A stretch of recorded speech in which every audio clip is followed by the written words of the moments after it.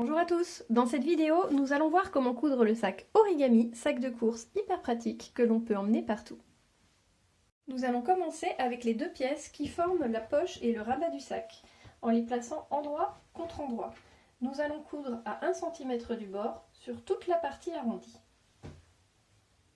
Nous allons ensuite cranter toute cette partie afin d'obtenir une belle courbe une fois la pièce retournée et repassée.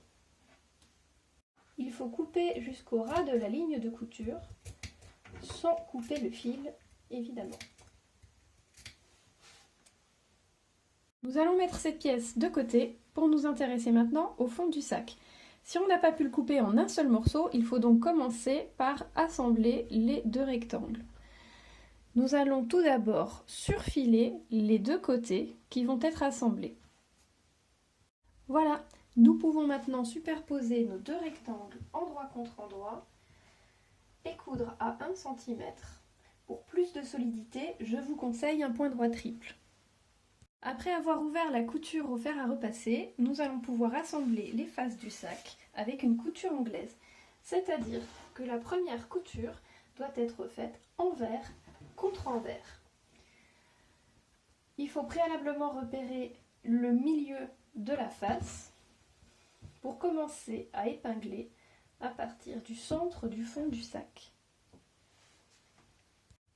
On épingle en remontant le long de chaque côté et on pique à 0,5 cm. Quelques fronces vont se former au niveau des angles. On retourne endroit contre endroit et on repasse. On fait la deuxième couture, cette fois à 1 cm du bord. La couture anglaise a le double avantage de faire des finitions propres et d'assurer la solidité du sac. Il ne reste plus qu'à faire la même chose pour l'autre face. Deuxième face en place, avec ici une popeline unie, qui a l'avantage de ne pas présenter de différence majeure entre l'endroit et l'envers. Ainsi, quand le sac est replié sous son format pochette, on ne se retrouve pas avec l'envers visible. Il est temps d'assembler les anses, donc on surfile les 4 extrémités et on pique endroit contre endroit à 1 cm avec un point droit triple. Étape suivante, après avoir ouvert la couture au fer, on pose le biais. Ici, ici et ici. Nous avons maintenant fini de recouvrir toutes les bordures, notre sac est presque terminé. Il ne reste plus qu'à y ajouter la poche dans laquelle il va venir se replier.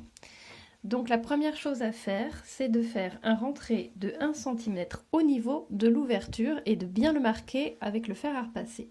On place la poche dans le sac avec les deux tissus identiques face à nous. Elle doit être centrée en largeur mais aussi en hauteur. Pour cela, on mesure, la poche doit être rentrée dans le sac sur une valeur de 9 cm. On pique tout autour à 0,25 cm du bord, en démarrant et en s'arrêtant en dessous du biais. On fait quelques points de renfort, car c'est une partie qui va être souvent sollicitée. Il ne nous reste plus qu'à voir comment plier le sac et trouver le bon emplacement du bouton pression. Donc on rabat les bords et on ramène vers le centre en suivant la ligne de couture de la poche.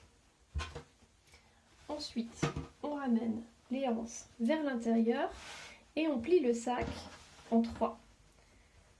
1, 2, 3. Il ne nous reste plus qu'à le retourner.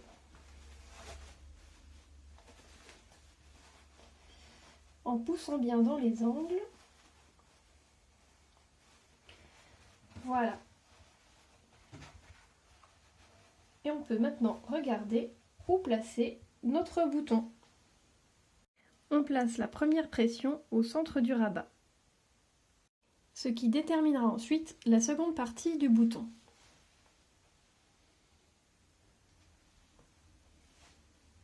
Terminé! Votre sac origami peut vous accompagner absolument partout.